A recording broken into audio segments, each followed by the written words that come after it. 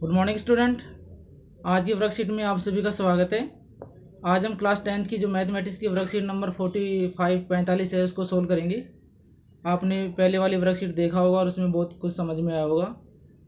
तो आज हम इस वर्कशीट को सोल्व करने पर हम जो पिछली वर्कशीट में ज्ञात किया उसी को बेस लेकर हम वृत्त की स्पर्श रेखाओं पर आधारित पाठ्य पुस्तक के उदाहरण, जो सर्कल के ऊपर टेंजेंट खींचते हैं हम उसके अकॉर्डिंग जो भी थ्योरम बनते हैं, प्रमेय बनते हैं, उसके अकॉर्डिंग हम जो क्वेश्चन करेंगे।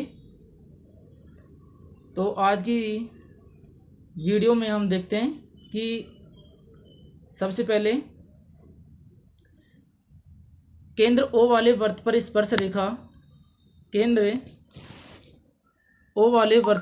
रेखा ए भी दर्शाइए जिसका स्पर्श बिंदु बी है। देखो एक ओ केंद्र वाला वृत्त बना दिया जिसका केंद्र ओ है, इस पर एक स्पर्श रेखा खींच दी जिसका स्पर्श बिंदु बी है। तो हम ए इधर से खींच सकते हैं, तो ए भी एक स्पर्श रेखा हो गई जिसका स्पर्श बिंदु बी है जिसका केंद्र ओ है। अगला क्वेश्चन, किसी वृत्त की स्पर्श रेखा उसकी छेदक रेखा के समांतर होती है, हो सकती है, सत्य असत्य। देखो हम एक सर्कल लिया, उसकी स्पर्श रेखा, ये इसकी स्पर्श रेखा हो गई, इसकी छेदक रेखा, ये छेदक रेखा है जो आपस में इस प्रकार से हम कितने भी छेदक रेखा खींच सकते हैं। ये आपस में समांतर हो सकती है, ये आपस में समांतर हो सकती है, ये आपस में समांतर हो सकती है और समांतर नहीं भी हो सकती। तो हम ले सकते हैं कि समांतर हो सकती है, ऑप्शन हमारे पास। तो हम कह सकते हैं किसी वृत्त की स्पर्श रेखा उसकी छेदक रेखा के समांतर हो सकती है, कथन सत्य है। वृत्त के किसी बिंदु पर स्पर्श रेखा स्पर्श बिंदु से गुजरती है पर लंबवत होती है, तो त्रिज्या पर लंबवत होती है। हमने पहले वाले देखा, जो पहले वाली थ्योरम पढ़ी थी हमने कि ये वृत्त हो गया, ठीक है। तो वृत्त के किसी बिंदु पर स्पर्श रेखा, ये स्पर्श रेखा यहाँ गुजर रही है, तो स्पर्श रेखा स्पर्श बिंदु से गुजरती है तो त्रिज्या पर लंब होती है, ये त्रिज्या पर यहाँ पर लंब होती है, ठीक है। क्वेश्चन नंबर 4, किसी वृत्त के बाह्य बिंदु से खींची गई स्पर्श रेखाओं की होती है, किसी वृत्त के बाह्य बिंदु से खींची गई स्पर्श रेखाएं होती है, मतलब किसी वृत्त के, ये एक वृत्त हो गया, इसके बाह्य बिंदु से खींची गई स्पर्श रेखाएं होती है, समान होती है, लंबाई में समान होती है। हम कह सकें कि किसी वृत्त के बाह्य बिंदु से खींची गई स्पर्श रेखाओं की लंबाई समान होती है, कह सकते हैं हम किसी वृत्त के बाह्य बिंदु से खींची गई स्पर्श रेखाओं की लंबाई समान होती है। हमने पहले वाले जो वर्कशीट थी उसमें अध्ययन किया कि एक किसी वृत्त पर एक सर्कल पर बाह्य बिंदु से अधिकतम दो टेंजेंट लाइन खींच सकते हैं, दो स्पर्श रेखा खींच सकते हैं, और दोनों टेंजेंट लाइन की जो लेंथ है जो इक्वल होगी, हमेशा दोनों आपस में बराबर होंगी। देखो बच्चों, जो आज की जो वर्कशीट है उसमें जो थ्योरम दे रखी है उसको पहले हम समझ लेते हैं एक बार। ये टॉपिक हार्डली है थोड़ा सा, लेकिन इसको समझते हैं हम तो बहुत सिंपल क्वेश्चन आते हैं एग्जाम के अंदर, इतने बड़े क्वेश्चन नहीं आते कि आपको करने में कोई परेशानी हो। देखो उदाहरण नंबर 1, सिद्धि कीजिए कि दो सेकेंद्रीय वृत्तों में बड़े वृत्त की जीवा जो छोटे वृत्त को स्पर्श करती है स्पर्श बिंदु पर समद्विभाजित होती है। ऐसे क्वेश्चन को सोल्व करने के लिए हम क्या करेंगे, सबसे पहले जो थ्योरम दे रखी है, जो उदाहरण दे रखा है, उसके अकॉर्डिंग हम एक चित्र बनाएंगे, डायग्राम बनाएंगे। उस डायग्राम में देखेंगे कौन सी टेंजेंट त्रिज्या आपस में बराबर है, कौन सी स्पर्श रेखा बराबर है, कौन सी रेडियस त्रिज्या बराबर है, कौन सा कोण बराबर है, तो कौन सी भुजा किस भुजा के बराबर करना है, को दो त्रिभुज बन रहे हैं तो दोनों को समरूप लेना है कि सर्वांग सम लेना है, यदि एंगल बुझ रहा है तो दोनों एंगलों में क्या रिलेशन होगा, इस प्रकार के क्वेश्चन करते हैं। देखो तो पहला क्वेश्चन सोल्व करने पर हम पहले क्वेश्चन को देखते हैं हम। देखो मैं आपको अगले पेज पर समझाता हूँ कि हम देखते हैं यहाँ से दो सेकेंद्रीय वृत्त है। पहला क्वेश्चन, दो सेकेंद्रीय वृत्त है, तो केंद्र ओ हो गया, जो छोटे वृत्त पर खींची गई स्पर्श रेखा, छोटे वृत्त पर खींची गई स्पर्श रेखा। देखो बच्चों ये डायग्राम है जो थोड़ा सही नहीं बनेगा, क्योंकि यहाँ से जो हमारा सिस्टम चल रहा है वो वैसे प्रॉपर तरीके से नहीं है। देखो यहाँ से हम देखते हैं, ये ऐसे चित्र बन गया, ये इसका व्यास होगा, इसको यहाँ से मिला देंगे। छोटे वृत्त पर जो स्पर्श रेखा है, जो बड़े वृत्त की जीवा होगी, इस जीवा को पूछ रहा है कि ये स्पर्श बिंदु है जो दो समान भागों में डिवाइड करता है कि नहीं, इसको सिद्ध करेंगे। तो इसको यहाँ से मिला दिया। हम लिखेंगे कि ओ वृत्त का केंद्र है, ओ वृत्त का केंद्र है, ओ वृत्त का केंद्र हो गया। ए बी इसकी जीवा हो गई, ए बी जीवा हो गई, और सी स्पर्श बिंदु है, सी स्पर्श बिंदु है। सिद्ध करना है हमें ए सी बराबर बी सी, ए सी बराबर बी सी हमें सिद्ध करना है। देखो ए सी बराबर बी सी सिद्ध करने के लिए हम देखते हैं कि दो भुजाओं बराबर करनी है, तो हम देखेंगे कि दो त्रिभुज बन रहे हैं यहाँ से, ए सी ओ और बी सी ओ। इन दोनों त्रिभुजों में क्या संबंध है? तो दोनों त्रिभुज ये आर एच एस रूल से सर्वांग समय, तो हम जानते हैं कि जो दो त्रिभुज सर्वांग समय, तो उनकी सी पी सी टी से संगत भुजा भी आपस में बराबर होंगी, तो ए सी बराबर बी सी अपने आप सिद्ध हो जाएगा। ये ए सी बराबर बी सी सिद्ध हो जाएगा। ये देखो ए सी बराबर बी सी सिद्ध हो जाएगा। यहाँ से ध्यान देखते हैं हम इसको सोल्व करने पर थोड़ा सा, कि ओ केंद्र वाले दो सकेंद्रीय वृत्त C1 C2 है। बड़े वृत्त की जीवा, जो बड़े वृत्त की जीवा है ए बी छोटे वृत्त को P पर स्पर्श करती है, ए बी बराबर बी पी होगा। ओ पी को मिलाया, चित्र में दिया हुआ है। ए बी वृत्त C2 के स्पर्श बिंदु P पर स्पर्श रेखा है, ओ पी त्रिज्या है। तो प्रमेय 10.1 द्वारा कि वृत्त किसी बिंदु पर स्पर्श रेखा स्पर्श बिंदु से जाने वाली त्रिज्या पर लंब होती है। ये यहाँ पर थ्योरम इम्पोर्टेंट है। तो ओ पी जीवा ए बी को समद्विभाजित करती है, केंद्र से जीवा पर खींचा गया लंब उसे समद्विभाजित करता है। तो ए पी बराबर बी पी हो गया। इसमें क्या हुआ, हमने को इस प्रकार से सिद्ध करेंगे, इसको इस प्रकार से सिद्ध कर लेंगे कि यहाँ से दिया हुआ है कि ये दो सकेंद्रीय वृत्त हो गई, इस पर ये त्रिज्या हो गई, इसको यहाँ से हम ऐसे मिला देंगे, मिलाने के ऊपर इसको यहाँ से मिला देंगे, दोनों त्रिभुजों के दोनों त्रिभुजों सर्वांग सम कर देंगे, तो ये अपने आप दोनों पार्ट आपस में बराबर हो जाएंगे। तो हम कह सकते हैं कि छोटे वृत्त की जो स्पर्श करती है वो स्पर्श बिंदु पर बड़े वृत्त की जीवा को समद्विभाजित करती है, बाइसेक्टर करती है।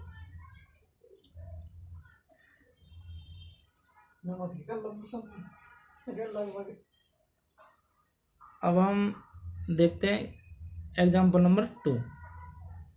देखो तो एग्जाम्पल 2 को सिद्ध करने के लिए हमें यहाँ से देखना होगा कि वायु बिंदु टी से दो स्पर्श रेखाएं टी पी और टी क्यू खींची गई है। तो सिद्ध कीजिए कि कोण पी टी क्यू बराबर होगा 2 गुना कोण ओ पी क्यू। मतलब जो एंगल पी टी क्यू बन रहा है, जो एंगल ओ पी क्यू का 2 गुना होगा, ये हमें सिद्ध करना है। तो इसमें प्रमेय नंबर ये अपने काम आई, किसी वृत्त के बाह्य बिंदु से खींची गई स्पर्श रेखाओं की लंबाई समान होती है।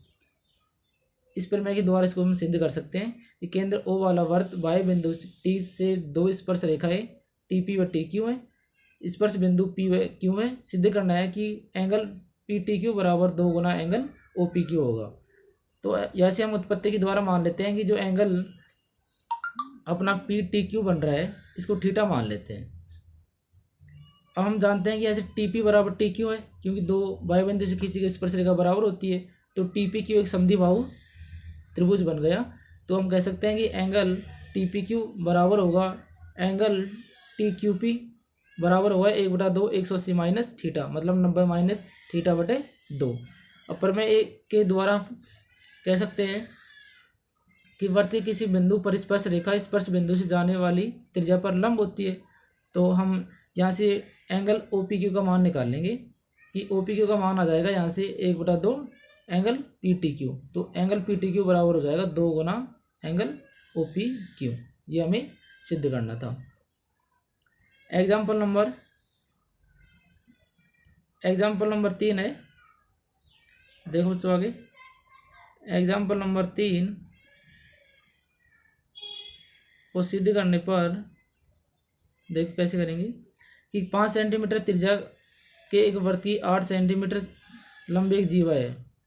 पी और क्यू पर स्पर्श रेखाएं परस्पर बिंदु टी पर प्रतिच्छेद करती है। तो टीपी की लंबाई ज्ञात कीजिए। तो हमें देखो ओ टी को मिलाइए ताकि पी क्यू बिंदु आर पर प्रतिच्छेद हो जाए। यहाँ से ओ टी को मिलाएंगे यहाँ से हम, तो पी आर पर प्रतिच्छेद करेगा। त्रिभुज टी पी क्यू एक समद्विबाहु त्रिभुज है।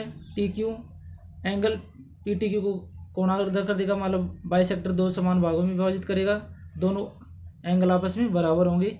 तो हम कह सकते हैं कि ओ टी लंब है पी क्यू पर, तो ओ टी पी क्यू का समद्विभाजक है। ये पी आर बराबर पी क्यू बराबर 4 सेंटीमीटर होगा। ये जीवा इसकी है जो 8 सेंटीमीटर है, और जो इसको हम दो समान भागों में बांट रहे हैं तो ये 4 सेंटीमीटर, ये 4 सेंटीमीटर हो गया। तो दो ट्रायंगल बन गए यहाँ से। ट्रायंगल टी आर पी और पी आर ओ ये दोनों समरूप है, सिमिलरिटी है। तो हम कहते हैं कि समरूप त्रिभुजों की संगत भुजाओं का अनुपात आपस में बराबर होता है। तो टी पी बराबर टी क्यू बराबर R P upon R O. तो हम कह सकते हैं कि टी पी बराबर होगा 20/3 सेंटीमीटर। इसके बाद हम आज ये जो क्वेश्चन है उसको सोल्व करते हैं। जो एग्जाम्पल दे रखे हैं आप इसको अध्ययन करके सोल्व कर सकते हो आराम से। जो आज का क्वेश्चन एक पहला है, वो दिया हुआ है कि उदाहरण 1, 2, 3 में प्रयोग की गई प्रमेय कथन सहित व कसौटियों की सूची बनाइए। तो हम जो एग्जाम्पल दिया है उसको प्रमेय के आधार पर लिखेंगे। तो पहला एग्जाम्पल है उसकी प्रमेय बनेगी कि दो सकेंद्रीय वृत्तों में बड़े वृत्त की जीवा जो छोटे वृत्त को स्पर्श करती है, स्पर्श बिंदु पर बड़े वृत्त की जीवा को दो समान भागों में डिवाइड करती है। इसको हम कह सकते हैं इस प्रकार से कि दो सकेंद्रीय वृत्तों में छोटे वृत्त की स्पर्श रेखा के स्पर्श बिंदु को हम केंद्र से मिलाएं तो जो स्पर्श बिंदु है जो बड़े वृत्त की जीवा को दो समान भागों में डिवाइड करता है। पहले थ्योरम हो गई है, ठीक है। तो हम लिख सकते हैं यहाँ से कि यदि ए बी सी ओ लिखे तो यहाँ से होगा ए बी बराबर सी बी। थ्योरम और एग्जाम्पल नंबर 1 से ये थ्योरम निकल के आ गई। इसके बाद में एग्जाम्पल सेकंड जाते हैं कि केंद्र ओ वाले वृत्त पर बाह्य बिंदु टी से दो स्पर्श रेखाएं टी पी व टी क्यू है, तो angle T P T Q बराबर 2 गुना एंगल ओ पी क्यू का, मतलब बाह्य बिंदु से खींची गई स्पर्श रेखाओं के मध्य बना कोण। इसमें हम कह सकते हैं कि क्वेश्चन नंबर 2 में एक सर्कल लिया यहाँ से, इस सर्कल पर बाह्य बिंदु से खींची गई स्पर्श रेखाओं के मध्य बना कोण थीटा मान लेते हैं। मध्य बना कोण दोनों स्पर्श रेखाओं के स्पर्श बिंदु को मिलाने पर जो जीवा प्राप्त होती है,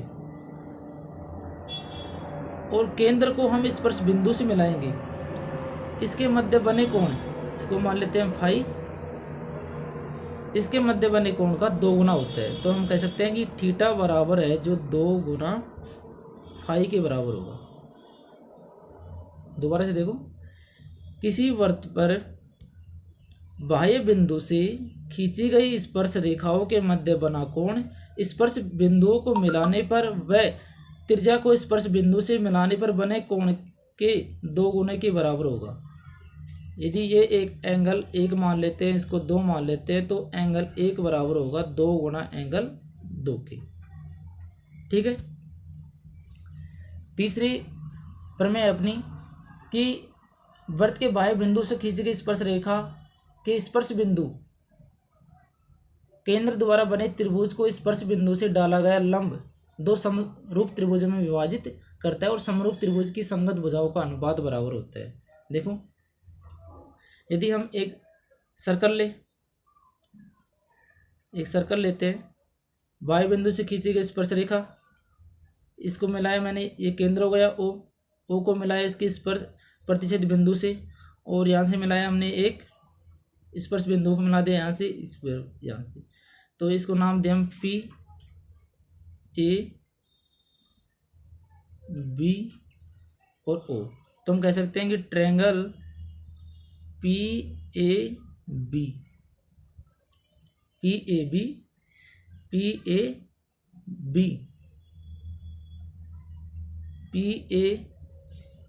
बी यहाँ से बराबर होगा एंगल ए ओ बी के, ए ओ बी के दोनों आपस में सिमिलरिटी समरूप होंगे, तो हम कह सकते हैं कि समरूप त्रिभुजीय संगत भुजाओं का अनुपात आपस में बराबर होता है। इसका क्वेश्चन नंबर 2 है कि एक बाह्य बिंदु Q से किसी वृत्त पर स्पर्श रेखा की लंबाई 24 सेंटीमीटर है, Q की केंद्र से दूरी 25 सेंटीमीटर है, तो इसकी लंबाई ज्ञात करनी है अपने को। देखो, इसको सोल्व करने के लिए हम क्या करेंगे कि एक बिंदु Q से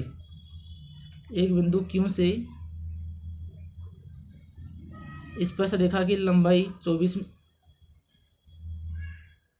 सेंटीमीटर है, केंद्र से दूरी इसकी 25 सेंटीमीटर है, तो केंद्र O को हम स्पर्श बिंदु से मिलाएंगे, इसका नाम दे दिया A। तो ऐसे हम जानते हैं कि स्पर्श रेखा के स्पर्श बिंदु को यदि हम केंद्र से मिलाएं तो त्रिज्या आएगी वो, और वो हमेशा 90 डिग्री का कोण बनाती है। तो इसमें इस प्रकार कह सकते हैं कि जो ट्रायंगल त्रिभुज QPO एक राइट ट्रायंगल समकोण त्रिभुज है। कैसा त्रिभुज है? समकोण त्रिभुज है। तो समकोण त्रिभुज में पाइथागोरस प्रमेय के द्वारा हम OA का मान ज्ञात कर सकते हैं। OA बराबर होगा लंब स्क्वायर माइनस कर्ण स्क्वायर माइनस लंब स्क्वायर का स्क्वायर रूट, 25 का स्क्वायर रूट माइनस 24 का स्क्वायर रूट, 24 का स्क्वायर रूट। तो हम कह सकते हैं कि 625 माइनस 576 का स्क्वायर रूट, तो इसका मान आ जाएगा 49 का स्क्वायर रूट आएगा 7 सेंटीमीटर। तो इसकी त्रिज्या का मान आ गया 7 सेंटीमीटर। हम समकोण त्रिभुज में पाइथागोरस प्रमेय के द्वारा सिद्ध कर देंगे। इसकी अगला क्वेश्चन है इसमें कि सिद्ध कीजिए कि वृत्त के व्यास के सिरों किसी वृत्त के व्यास के अंत बिंदु पर खींची गई स्पर्श रेखा आपस में समांतर होती है। देखो, ये हमने एक वृत्त लिया, ये इसका व्यास हो गया, इस पर खींची गई स्पर्श रेखा, इस पर खींची गई स्पर्श रेखा,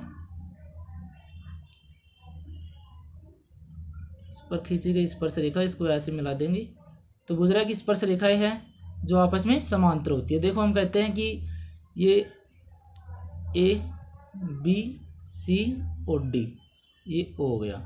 तो हम जानते हैं यहाँ से कि AB और CD दो स्पर्श रेखाएं हैं जिनका स्पर्श बिंदु P और Q है।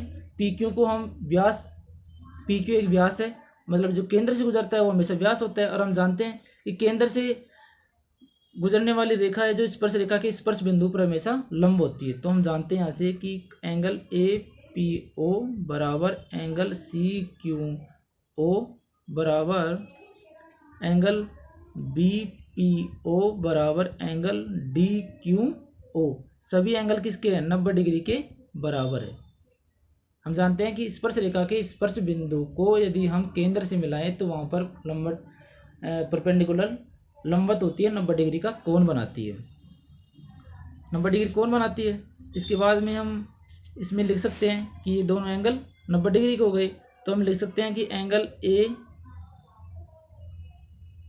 APO प्लस एंगल CQO बराबर 180 डिग्री। ठीक है, तो हम कह सकते हैं कि दो रेखाएं उनको एक त्रिक रेखा ट्रांसवर्सल लाइन काटे तो उनके एक ही तरफ बनने वाले अंतः कोणों का योग यदि 180 डिग्री हो तो दोनों रेखाएं आपस में समांतर होती है। तो यदि इन दोनों कोणों का योग कितना आ रहा है? 90 प्लस 90 कितना आ रहा है? 180। तो दोनों AB और CD रेखा आपस में समांतर हो गई। इसका दूसरा बता सकते हैं हम, ये 90 हो गया तो ये भी 90 है, तो ये 90 90 एक कौन से एंगल बन गए? एकांतर कोण बन गई। जब दो एकांतर कोण आपस में बराबर हो तो हम ये भी कह सकते हैं कि दोनों रेखा आपस में समांतर होंगी। AB और CD दो रेखाओं को एक PQ त्रिक रेखा काट रही है और एकांतर कोण आपस में बराबर है, तो कह सकते हैं कि AB और CD आपस में समांतर होंगी। इसके संगत कोण भी आपस में बराबर है। त्रिक रेखा के एक ही ओर बने अंत कोणों का योग 180 डिग्री है और एकांतर कोण आपस में बराबर है, तो कह सकते हैं कि AB समांतर होगी CD की, AB समांतर होगी CD की। थैंक यू बच्चों, आपको ये वीडियो समझ में आएगा तो इसको चैनल को सब्सक्राइब करें, आगे भेजें इसको शेयर करें कि सभी बच्चे ये अपना होमवर्क कर सके। कोई प्रॉब्लम हो तो आप हमसे संपर्क करके पूछ सकते हैं। और घर पर सेफ्टी रहे, अपना ध्यान रखें, शरीर का ध्यान रखें, परिवार का ध्यान रखें और पढ़ाई में लगे रहे कि आप थोड़ा थोड़ा करोगे तो अपने आप सिलेबस कवर होगा और कुछ समझ में आएगा आपको। ऐसा नहीं है कि जीवन में हताश नहीं होना है, हमेशा आपको आगे लगे रहना है।